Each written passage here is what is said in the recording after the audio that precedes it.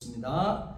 갈릴리 해변으로 지나가시다가 시몬과 그 형제 안드레가 바다에 그물을 던지는 것을 보시니 그들은 오라. 예수께서 이르시되 나를 따라오라. 내가 너희로 사람을 낚는 어부가 되게 하리라 하시니 곧 그물을 버려두고 따르니라. 조금 더 가시다가 세베대의 아들 야고보와 그 형제 요한을 보시니 그들도 배에 있어 그물을 깁는데 곧 부르시니 그 아버지 세베대를 품꾼들과 함께 배에 버려두고 예수를 따라가니라. 아멘. 오늘은 이 베드로에 대한 전체에 대한 베드로에 대한 이 말씀을 우리 함께 은혜를 나누고자 합니다. 기도하시겠습니다. 전능하신 아버지 하나님, 주의 은혜와 사랑을 진심으로 감사를 드립니다. 하나님, 베드로처럼 하나님께서 우리를 부르셨습니다. 지극히 평범한 우리를 부르셨습니다. 베드로를 부르실 때 어부에서 사도로 쓰임받게 주셨습니다. 하나님 아버지, 우리의 생애가 날로 아버지 하나님 더 발전되어지고 날로 믿음이 깊어지는 거룩한 사명자들 될 수 있도록 하나님 역사하여 주옵시고, 오늘도 이 부족한 종의 귀한 말씀을 들려주셨사오니 사랑하는 모든 성도들 사모하는 마음을 가지고 말씀을 또한 아버지 하나님 들을 끼는 귀로 하나님 세워주시고, 이 부족한 종 이 시간 온전한 도구요 통로요 매개추로만 사용해 주시옵소서. 아멘. 감사하며 예수 그리스도를 받들어 기도하옵나이다. 아멘. 아멘. 우리 예수님께서 승천하시면서 너희는 가서 모든 민족을 제자로 삼아 아버지와 아들과 성령의 이름으로 세례를 베풀고 내가 너희에게 분부한 모든 것을 가르쳐 지키게 하라. 마태복음 28장 19절 20절 말씀에 예수님께서 승천하시면서 유언을 던지셨습니다. 또 한 말씀을 보게 되면 오직 성령이 너희에게 임하시면 너희가 권능을 받고 예루살렘과 온 유대와 사마리아의 땅끝까지 이르러 내 증인이 되리라 하시니라. 사도행전 1장 8절에도 유언의 말씀을 던지셨습니다. 이 말씀은 예수님께서 하나님 보좌 우편으로 승천에 올라가시며 마지막 일성을 터뜨리고 이 땅 저와 여러분들에게 던진 메시지가 되었습니다. 예수님의 마지막 유언의 말씀, 영혼을 구원하는 일에 평범한 사람들을 부르셔서 맡기고 떠나신 일성이 되어집니다. 시몬과 오늘 본문 말씀을 보게 되면 그 형제 안드레가 바다에 금을 던지는 것을 보시니 그랬습니다. 그들은 어부라. 오늘 본문 16절에 그렇게 기록하고 있죠. 시몬과 그 형제 안드레 바다에 그물을 던지는 것을 예수님께서 보셨다고 했습니다.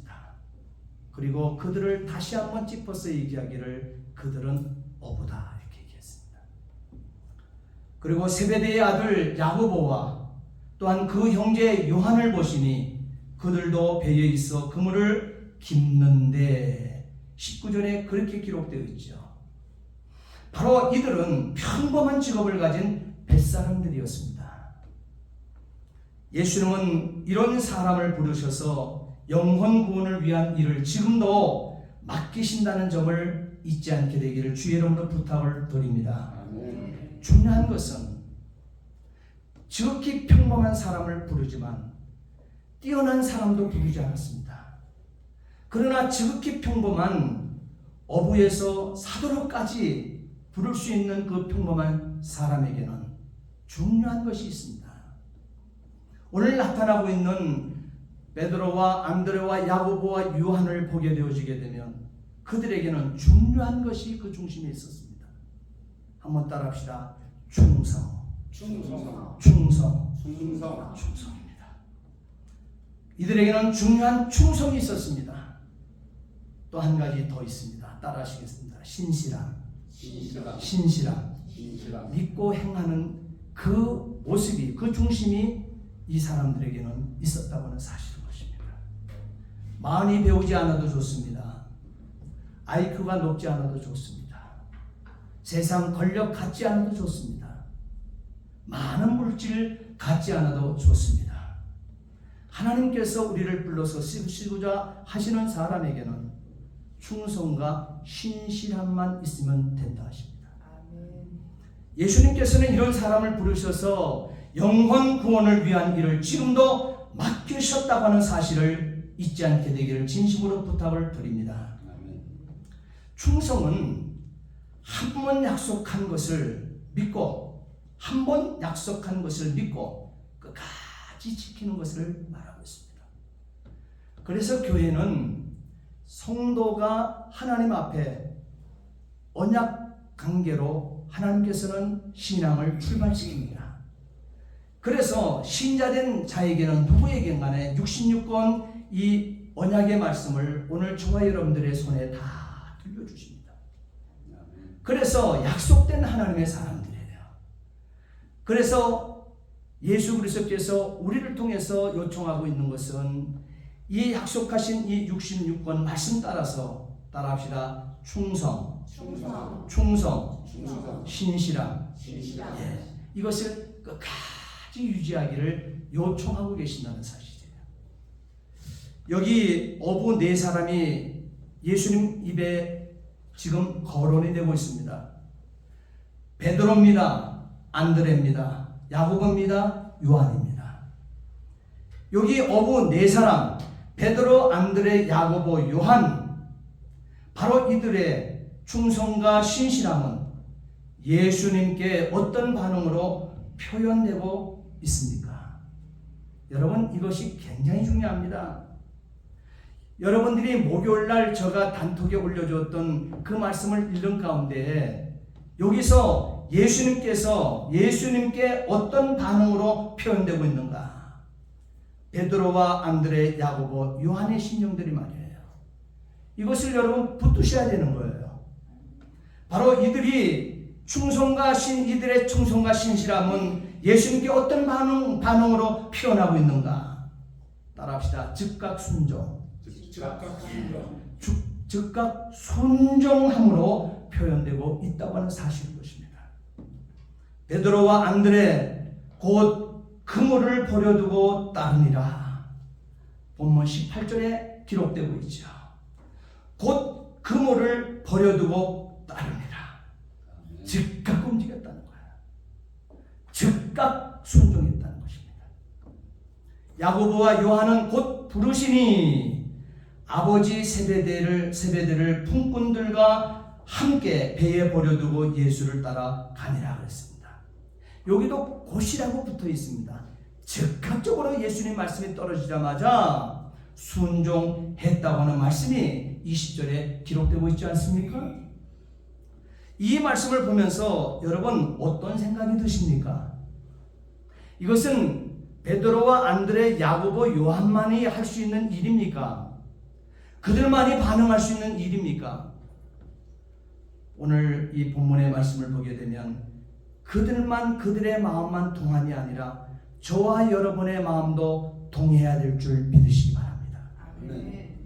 시몬과 안드레 형제, 또한 야고보와 요한의 형제들, 이 사람들은 갈릴리 호숫가에서 태어났습니다. 태어나서 조상 대대로 이어져 내려오는 가업을 배웠습니다. 그리고 물고기 잡는 어부로서의 삶을 살아가던 사람들입니다. 그날 물고기를 잡아 그것을 팔아서 그때 먹고 살아가는 그런 삶을 살아온 어부들입니다. 그런데 이들이 사는 동네에 예수님께서 찾아오셨습니다. 이들이 사는 동네에는 많은 군중들이 살았습니다. 많은 사람들이 운집해 살았습니다. 그런데요, 예수님께서는 베드로와 안드레, 야고보, 요한을 찾으셨다고 얘기하고 있습니다.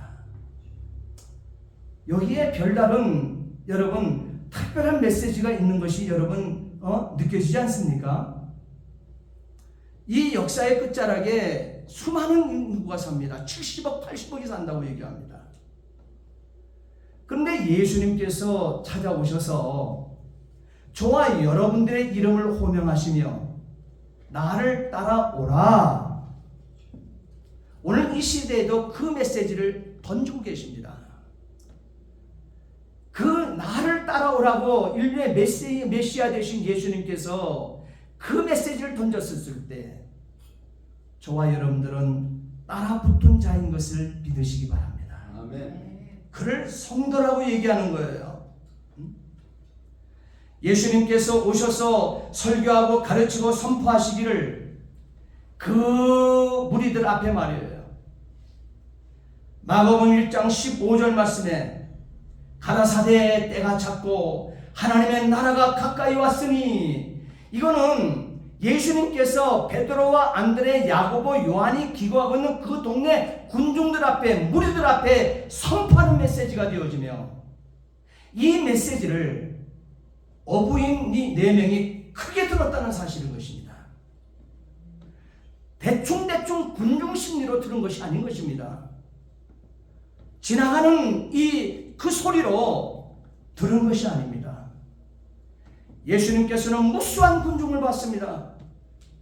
그들 앞에 마가복음 1장 15절 이렇게 선포하십니다.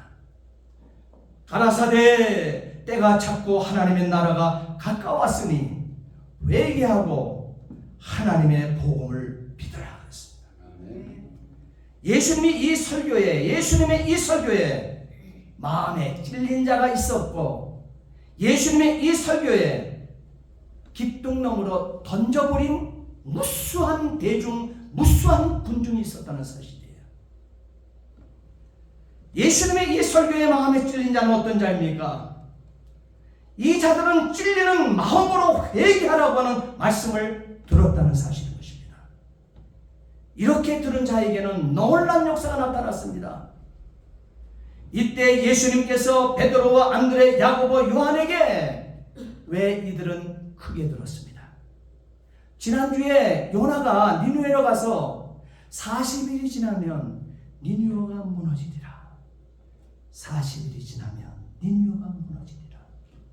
자기만 들을 수 있는 모기 소리만한 이 소리로 선포했다 그랬습니다. 왜? 이방인은 구원을 원하지 않기 때문에. 그런데요, 이 니느웨 백성들은 우레 소리와 같이 크게 그 메시지를 들었다고 했습니다. 무수한 군중들 대중 앞에서 예수님께서는 분명 그 동일한 스피치로, 동일한 강약으로, 동일한 메시지를 선포했던 것입니다. 그런데 그 대중들은 다 물러가고 예수님께서는 베드로, 안드레, 야고보, 요한이 듣는 소리가 우레와처럼 그 가슴에 받아들이는 이것을 예수님께서는 감지했다는 사실이에요. 그래서 마가복음 1장 17절 말씀에 예수님께서는 주저하지도 않고 이렇게 선포하십니다. 나를 따라오라. 따라합시다. 나를 따라오라. 나를 따라오라. 예, 나를 따라오라. 내가 너희로 사람을 낚는 어부가 되게 하리라.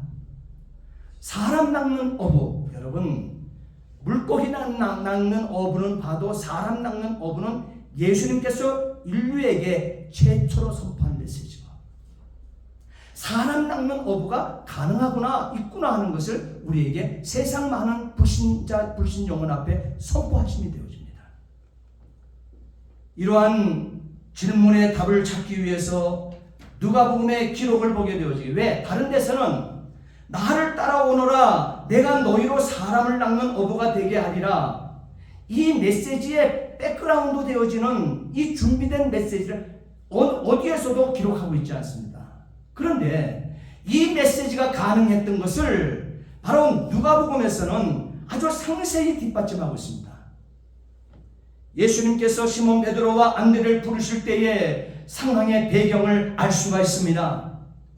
예수님께서는 갈릴리 가버나움 지역에서 더러운 귀신 들린 자를 고치셨다고 누가복음 4장 31절로 36절 말씀에 기록되고 있는데, 더러운 귀신을 가버나움 지역에서 이 고치신 후에 예수님의 소문은 가버나움 근처 사방으로 퍼지기 시작했다고 누가복음 4장 37절에 기록되고 있죠.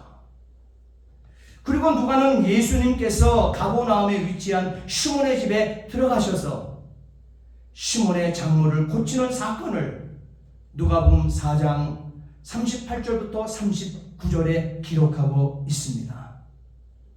바로 이러한 상황 가운데서 시몬 베드로와 이 안드레는 바로 가버나움 아래쪽에 위치한 게네사렛 호수, 갈릴리 이 해변에서 고기잡이를 하고 있었다고 했습니다.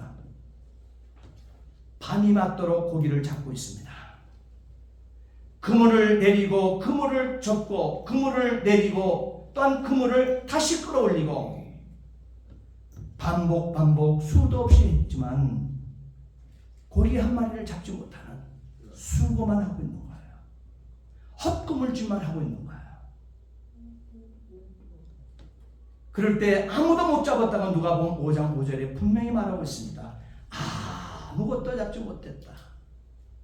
밤새 던졌는데 여러분 그물질을 했는데 아무것도 못 잡아요? 가능한 상식입니까? 제가 이스라엘에 그 갈릴리 그 호숫가에 갈릴리 바다에 들어가서 그 당시에 베드로가 탔다고 하는 그 배를 타고 거기서 제가 목사님들 한 50여 명 가셨는데 제가 거기서 설교를 했어요. 설교를 했는데 그 설교를 하러 그 배를 타기 위해서 들어가는데요. 그 갈릴리 해변 그 바닷가를 들여다보는데요.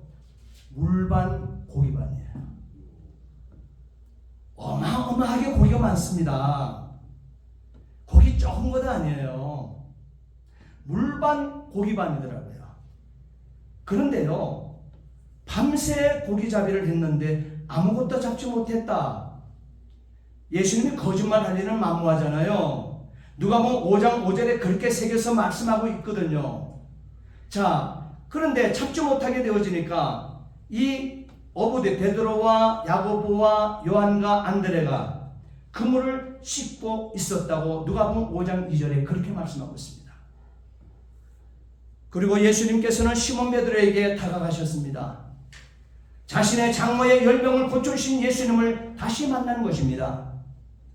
밤새 물고기를 잡기 위해서 수고가 헛되이 돌아간 후에 이 베드로의 마음은 그리 좋지 않았을 것입니다. 그러나 베드로는 예수님의 소문을 듣고 있었고 자신의 장모의 열병을 고쳐주신 예수님의 이 부탁을 거절하지 못하고 예수님을 배에 태웁니다.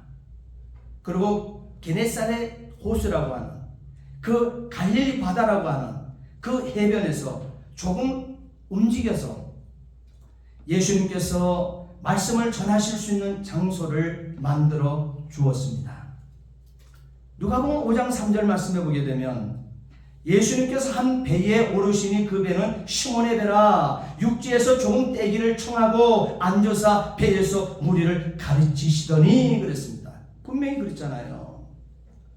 누가는 예수님께서 가르치시는 이 모습을 어떤 단어로 원어로 사용했냐면 디다케라고 하는 이 원어를 사용했어요. 이 디다케라고 하는 이 원어는 가르친다, 또한 지시한다, 교육한다 이 뜻을 가지고 있어요. 자, 예수님께서 무리들을 모아놓고 선포하실 때 이렇게 디다케 하셨다 얘기하고 있어요.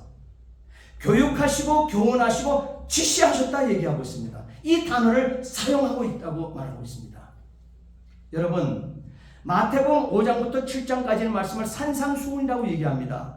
그 산상수훈을 시작하면서 예수님께서 그 12명의 제자들을 모아놓고 그들 앞에 예수님께서 앉아서 마태복음 5장 2절에 첫 번째 입을 열 때 어떤 메시지가 주어지고 있습니까? 입을 열어 가르쳐 가라사대, 입을 열어 디다케 하시되, 이 말이에요. 디다케, 똑같은 단어를 지금 사용하고 있다는 사실이에요. 예?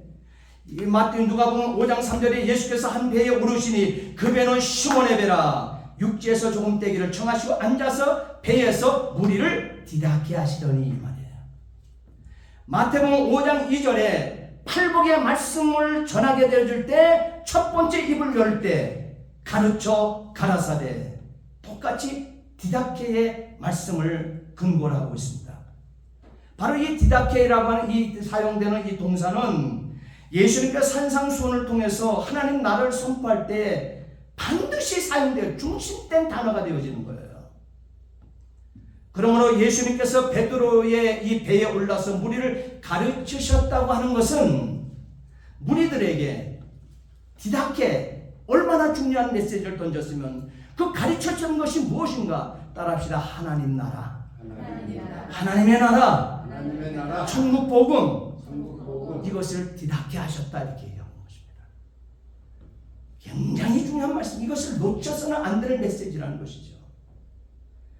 예수님께서는 자신이 이 땅에 성육신하신 목적이 복음을 전하기 위함이라고 마가복음 1장 38절에 분명히 새겨서 말씀하셨습니다. 가라사대, 우리가 다른 가까운 마을들로 가자. 이르시되 우리가 다른 가까운 마을로 가자. 거기서도, 거기 가서도, 거기서도 따라합시다. 전도하리니. 예, 디다케 하겠다는 거예요. 하늘나라에 대한 선포를 위해서 예수님께서는 이 땅에 오셨다는 거예요. 복음 전파를 위해서 예수님께서 이 땅에 오셨다는 거예요.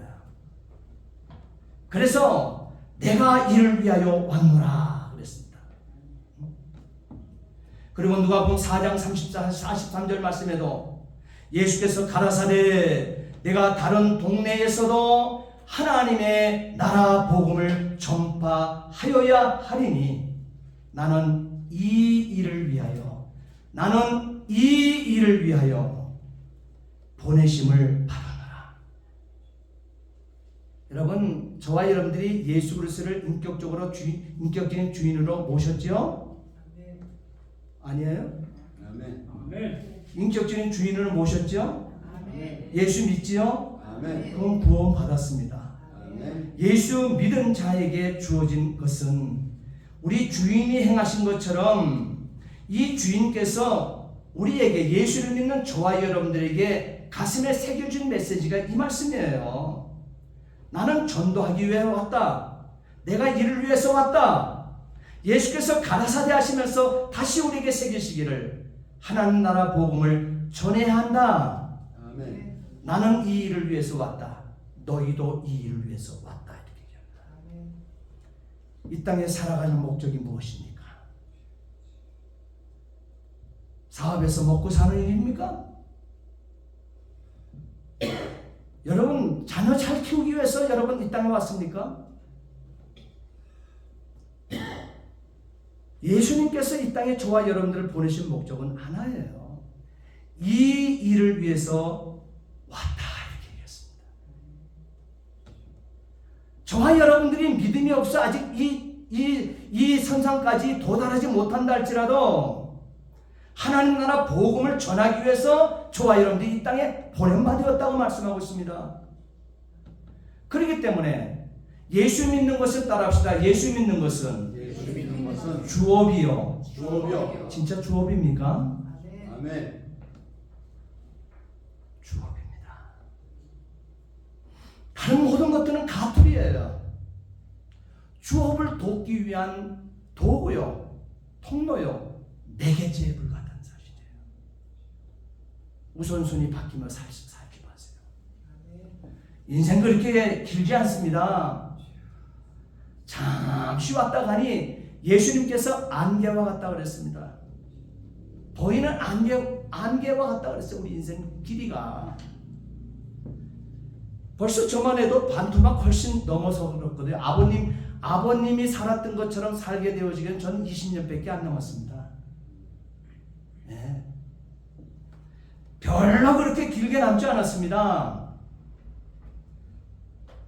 우리를 보내신 목적은 우리의 주인 예수님께서 가까운 것 먼 곳 마을을 가시면서 거기서도 전도하리니 내가 이를 위하여 왔노라. 예수님의 설교를 통하여 전파되어진 하나님의 나라의 복음을 들은 이 시몬 베드로, 마음의 변화를 크게 느끼게 된 것입니다. 비록 밤을 새며 고기를 잡으려 했던 자신의 노력이 헛되이 돌아갔지만, 자기의 노하우입니다. 노하우가 있는 것이 자기는 그물질하는 거예요. 왜? 그거는 몇 대에 이어서 전통적으로 어부의 가정에 태어났고 어부의 가문의 한 사람입니다. 그거를 가업으로 지금 있고 자기가 지금 가족들을 먹여 살려야 될 그 중차된 위치에 있는 사람이 배에 탔고 그물을 들었던 것입니다. 밤이 맞도록 수고에 자신의 노력을 해봤습니다. 헛되이 돌아갔습니다. 예수님의 말씀의 능력은 베드로의 마음을 압도했습니다. 그래서 예수님께서 베드로에게 깊은 데로 가서 그물을 내려 고기를 잡으라. 예수님은 인생 33년 사는 동안은요, 이 땅에 사는 인성으로 사실 때 그의 직업이요, 목수였어요. 30년 동안은 목수로 살았습니다. 아버지가 요셉이 목수였습니다. 목수로 잔뼈가 굵으신 예수님이 어부지를 어떻게 알아요? 그런데 어부로 잔뼈가 굵어진 베드로와 안드레, 야고보, 요한에게 깊은 데로 가서 그물을 내려 고기를 잡으라 그럽니다. 그물을 씻고 있는 거예요. 지금 이제는 고기 없다. 오늘 수입이 없네. 기분 나쁜 마음으로 그물을 걷고 가는 거예요. 가려고 하는 거예요. 집에. 밤새 수고한 그에게, 지쳐있는 그에게 깊은 데로 가서 그물을 내려 고기를 잡으라. 누가복음 5장에 그렇게 말씀하셨을 때 여러분 순종하시겠습니까? 아멘. 순종이 되십니까? 아멘. 오늘 베드로에게는 순종이 되어졌습니다. 그래서 예수님께서 참된 예수님의 이 말씀을 바르게 듣고 난 후에 마음의 변화를 베드로와 안드레는 가져왔던 것입니다. 베드로가 누가복음 5장 5절에 밤이 새도록 수고하였으되 잡은 것이 없지만은 말씀에 의지하여 내가 그물을 내리리이다. 이것을 믿음이라고 합니다. 이것을 말씀 앞에 순종이라고 얘기합니다. 이 말씀 따라 살아내는 것이 충성이라고 얘기하는 것입니다. 이러한 마음의 변화는요, 기적을 만들어냈습니다. 자신의 연약함을 깨닫게 되었습니다. 시몬 베드로는 이 상황 속에 했던 자기의 행동하는 신앙이 있습니다. 따라합시다. 고백. 신앙 고백을 하고 있습니다. 누가복음 5장 8절 말씀해 보게 되면 시몬 베드로가 이를 보고 예수의 무릎 앞에 엎드려 이르되 주여 주여 주여. 여러분, 주님이라고 아무나 부를 수 있습니까? 베드로와 안드레, 야고보, 요한은요, 예수님 처음 본 사람이에요. 평상시 예수님과 친분을 나눴던 사람도 아닙니다. 그런데 그의 입에서 예수님 이 무릎 아래 엎드려 이르되 주여 나를 떠나소서 나는 죄인으로소이다. 주여 나를 떠나소서 나는 죄인으로소이다. 시몬 베드로의 이 고백입니다. 시몬 베드로의 이 고백을 보게 되면 주여 나를 떠나소서 나는 주인으로소이다. 바로 이것을 고백할 수 있었던 것은 그 앞에 먼저 선제되었던 단어가 있습니다. 아까 뭐라 그랬어요? 누가복음 5장 5절 말씀에 보게 되면 예수님께서는 예수님을 이 시몬 베드로가 뭐라고 불렀는지 아십니까? 선생님, 에피스타테스. 에피스타테스, 선생님 이렇게 부르고 있었습니다. 그런데요, 기적을 경험하고 난 후에는 누가복음 5장 8절에 누가복음 5장 5절에 선생님 이렇게 불렀어요, 베드로가. 근데 누가복음 5장 8절에는요, 기적을 경험한 후에는요, 5장 8절에 예수님을 따라합시다. 주여, 주여, 주여, 주여, 큐리우스 이렇게 부릅니다. 주님, 나의 주인이시여, 큐리우스 이렇게 부릅니다. 어떻게 이러한 변화를 가져왔습니까? 베드로는 자신이 경험한 이 기적 사건으로 예수님을 주님이라고 불러요. 나의 주인이시여, 주여, 큐리우스 이렇게 고백하게 됩니다. 이 고백 있는 시몬 베드로에게 예수님께서 조금도 주저하지 아니하시고 더 가까이 가셔서 따라합시다. 사람 낚는 어부가 되라. 사람 낚는 어부가 되라.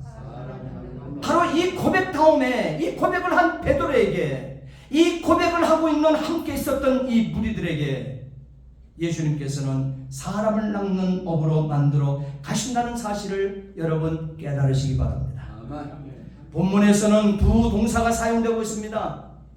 그 처음 동사를 보게 되면 16절에 있지요. 갈릴리 해변을 따라 지나가시다가 이 말을 여러분 새겨놓으세요. 지나가시다가 우연히 가셨는가? 아니요. 지나가시다가 이 원어를 보게 되면 여러분 알아요.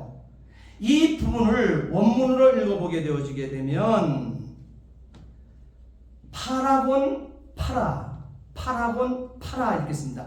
파라 두 번 연거퍼서 한 문장 앞에 쓰고 있습니다. 파라라고 쓰고 있습니다. 이 말은 무슨 말이냐? 무엇을 따라 지나가시다가 이렇게 쓰고 있는 거예요. 바로 이 짧은 구절 안에 파라라고 하는 음성이 반복적으로 들리도록 했습니다.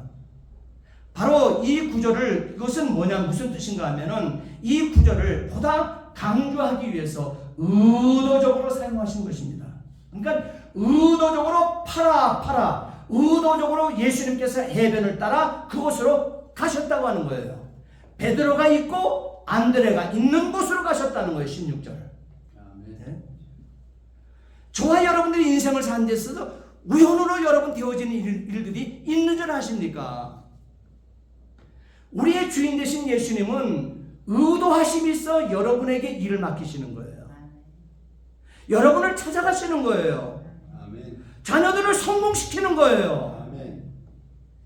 그 의도하심 어떻게 쓰이기를 원하십니까?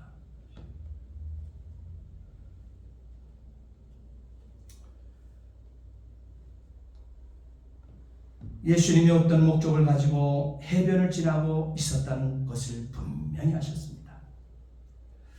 어느 지점에서 분명히 하셔야만 할 어떤 일이 있고 그 일을 위해서 가고 있다 하셨습니다. 자, 두 가지 동사가 있다고 그랬죠. 오늘 본문에 19절 말씀 또 보세요.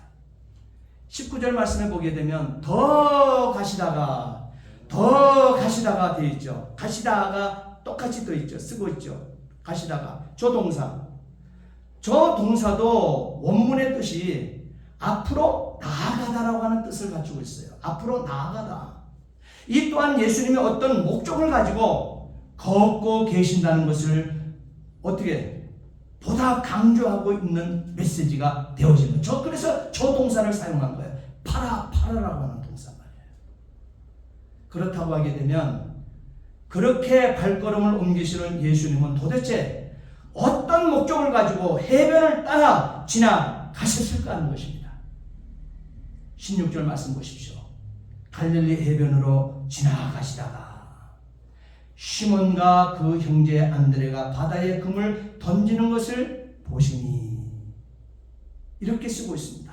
자, 그리고 19절에 조금 더 가시다가 파라입니다. 계속 세베대의 아들 야고보와 그 형제 요한을 보시고 그랬습니다. 16절에도 보시고 여기 19절에도 보시고 이렇게 쓰고 있습니다. 이것을 통해서 예수님이 해변을 따라 걸으셨던 목적은요, 그들을 보기 위함이었다고 하는 것을 강조하고 있습니다. 그들을 보기 위함이라고 그랬습니다.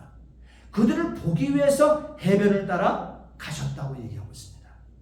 그들이 있는 곳은 말이에요, 예수님께서 요한복음 4장에 그 수가성 여인, 사마리아 땅의 수가성 우물가에 그 물동이이고 대낮에 정오에 찾아올 그 여인을 미리 아시고 가서 기다리셨던 것처럼 목적이 있어 예수님께서는 그 우물가에 가신 것입니다. 먼저 찾아가 계신 거예요. 그럴 때 그 여인이, 수가성 여인이 찾아오게 되어진 거예요. 오늘 본문이 예수님께 해변을 따라 가시고 파라곤 파라 이런 단어를 사용하신 것은 목적이 있어서 일부러 보시기 위해서, 그들을 보시기 위함이었다고 그랬습니다. 그래서 16절에 보시니라고 하는 이 동사, 보이는 대로 보셨다는 의미가 아니고, 여러분은 우리가 그런 말이 있죠. 우리는 보고 싶은 것만 본다고, 듣고 싶은 것만 듣는다고. 성도는 그런 사람들 아닙니다. 오늘 본문에 바로 16절에 보이신이라고 하는 이 동사, 이 원어를 사용하는 것은, 이 단어를 사용한 것은 보이는 대로 보셨다고는 의미가 아니라 주위를 집중해서 보셨다고 하는 의미로 사용하셨다는 사실이에요. 어떤 대상을 또는 그 대상의 움직임을 눈여겨보셨고 아주 세밀히 관찰하셨다고 기록하고 있습니다. 바로 이 원어가, 보시니라고 하는 이 단어, 이 원어의 단어가 그렇게 사용하셨다는 사실이에요. 그래서 오늘 본문에서는 시몬과 안드레가 바다에 금을 던지는 것과 야고보와 이 요한이 배에서 그물을 깁는 것을 주의 깊게 우리의 주인이신 예수님이 눈여겨보셨습니다. 그들의 일상 가운데 오셔서 그들의 행위를 면밀히 보고 계신 것입니다. 그들을 보셨던 예수님께서 지금 우리들도 보고 계십니다. 아멘이십니까? 아멘.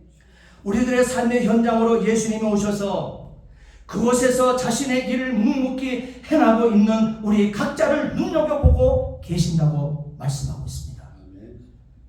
예수님이 나를 보고 계신다. 예수님이 나를 보고 계신다. 이 얼마나 크고 놀라운 은혜입니까? 두렵습니까? 은혜입니까? 두렵습니까? 은혜입니다.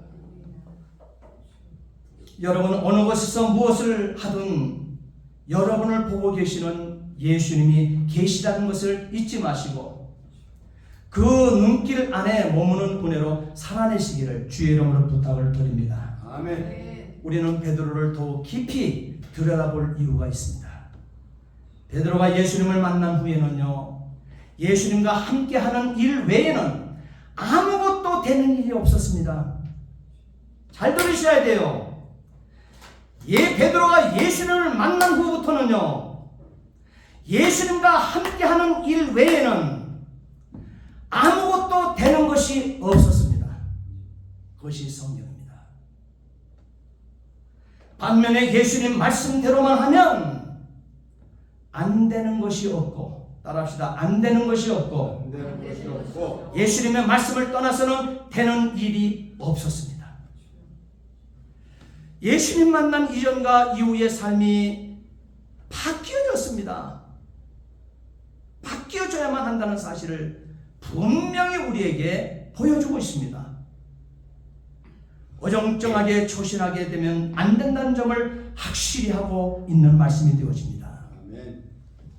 예수님께서 안 계실 때에는 귀신 들린 아이 하나도 고칠 수가 없었던 예수님의 수제자라고 하는 자였습니다. 이제 베드로의 변화 당시 교회의 역사를 보십시오. 교회의 역사가 깊었던가? 오랜 교회의 역사를 가져온 그때 신앙생활하던 베드로였던가? 아니요. 교회 당시 변화된 이 베드로의 변화된 당시의 교회의 역사는요, 아직 40년도 채 되지 않았습니다. 교회의 역사가. 사도행전 2장에 호련히 기도하는 중에 불의 혀같이 갈라지는 이 불의 역사가, 불의 성령이 개개인의 머리에 임하고 바람 같은 성령이 그 공간 전체를 뒤덮게 되었을 때 교회가 탄생하지 않았습니까? 아멘. 성령으로 잉태되어 교회된 자들 아닙니까? 그 역사가 40년이 채 되지 않았습니다. 베드로는 교회의 역사를 요거밖에 40년 되지 않으니 교회를 지금 체험하고 있는 것입니다. 그런데 얼마나 복음이 널리 전파되고 있었는가를 우리는 보셔야만 합니다. 베드로는 더 한층 성숙된 복음 전도자가 되어 있음을 우리는 만나게 되어집니다. 어느 정도냐? 그가 오순절에 성령의 놀라운 불을 받고 역사가나 마가 요한의 오순절 성령 강림을 처음한 후부터는요, 설교를 한번 베드로 입에서 내뱉게 되어지게 되면 현장에서 3,000명, 5,000명이 예수에게로 돌아옵니다. 회개하고. 아멘. 성전 미문에 앉은 안진뱅이를 바라보며 외치는데요, 내게 있는 거 은가금 나게는 없어. 너 줄 것 없어. 그러나 내게 있는 것으로 네게 주노니 나사렛 예수의 이름으로 일어나 걸어라. 아멘. 자식이 속에 있는 예수, 오순절에 성령을 체험한 다음에 자기 속에 있는 것을 던지게 되어지니 예수의 이름이었습니다. 그것이 성령의 레일을 타고 심령 영혼을 깨뜨려버리는 거예요. 아멘. 부숴버리는 거예요. 삶게 만들어버리는 거예요. 아멘. 베드로가 이렇게 쓰임받고 있습니다. 지금. 그리고 산에 들인 공회에서 예수를 증거하기도 하고, 아나니와 삽비라를 책망하게 되어질 때도 사람의 입장이 책망하는 것이 아니라 성령을 속였다고 하는 그 위치에서 선포할 정도의 놀란 영적 이 선명함이 있습니다. 그리고 사도 바울을 대면하고 루다에서 중풍병자 애니아를 고치기도 하고, 요바에서 죽은 자인 다비다를 살리기도 하고, 사도행전 10장에 고넬료에게 이방인의 군대 장관 그까지도 고초내경 그에게 찾아가서 복음을 전파하기도 하고, 예루살렘에서 이방인 선교의 정당성을 변론하기도 하고 말이에요. 또한 주의 사제 이 3번씩이나 복음을 전하다가 투옥되는 가운데 하나님의 사자에 의해서 풀려난 바 되는 놀란 역사도 경험한 자. 그러면서 그는 베드로 전서와 베드로 후서를 기록하기도 하고, 마지막에는 그는 로마에서 순교를 당하는 순교 제물이 되기도 합니다.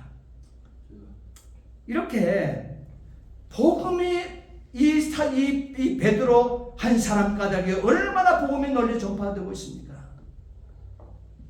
한때는 실패했던 자 아닙니까? 여러분 잘 알잖아요. 베드로 실패한 자였어요. 한때 자신의 주인이신 예수를 저주하고 부인하고, 다볼 때 3번 주님을 부인하고, 그것이 생각이 나서 밖에 나가서 말이에요, 땅을 치면서 통곡하고 회개하여 깨닫고 돌아왔고, 딛고 일었으면 신앙이죠. 그러면서 베드로가 이르되, 정말 놀라운 것은 이렇게 딛고 일어나고 되니까 그 입에 선포되는 메시지가 분명히 담겨지잖아요. 저와 여러분들이 복음을 전할 수 있는 전선에 서서 복음 전하는 자가 되기 위해서는요, 베드로처럼 아픔이 있었다 할지라도, 실패가 있었다 할지라도 딛고 일어서면 되는 거예요. 그러면 베드로가 고백했던 것이 그 선포한 메시지가 그대로 우리의 메시지가 되어집니다. 은과 금은 내게 없거니와 내게 있는 이것을 그랬습니다. 내게 분명한 것이 있는데 이것이 있다는 거예요. 그것이 뭡니까? 뭐라고 했어요? 나사렛 예수 그리스도의 이름이라고 했습니다. 그 이름으로 일어나 걸어라. 사도행전 3장 6절에 분명히 새기셨죠. 오순절 성령 강림 사건 체험 이후 이렇게 베드로는 담대해졌습니다. 그리고 경외해졌습니다. 결단력을 갖추게 된 아주 탁월한 하나님의 사람으로 변화된 모습을 보십시오. 이것이 복음이 남긴 역사인 것입니다. 아멘. 저와 여러분들도 복음이 남긴 역사가 저와 여러분들입니다. 우리 입에도 베드로의 선포했던 이 메시지가 저와 여러분들의 입술의 메시지가 될 수 있게 되기를 예수님의 이름으로 부탁을 드립니다. 아멘. 기도하시겠습니다.